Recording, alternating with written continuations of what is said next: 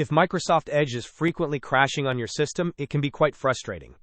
Unfortunately, as you may have noticed, there is no direct uninstall option for Microsoft Edge within Windows, as it is a built-in application. However, there are several effective steps you can take to resolve these crashing problems. First, if you are able to open Microsoft Edge, locate and click on the three dots icon situated in the top right corner of the browser window. From the drop-down menu, select History. You will then see a bin symbol. Click on it to clear your browsing data. It is important to change the time range to all time to ensure all data is removed. After clearing the history, click on the three dots icon again. This time select Extensions and then Manage Extensions. Carefully review the list of installed extensions and remove any that you do not recognize or believe might be causing issues.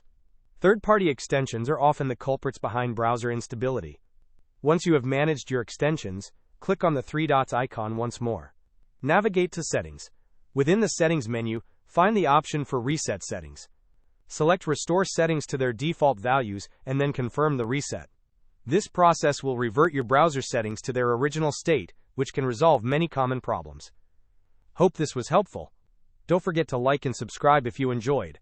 As always, thanks for watching, and I will see you in the next video.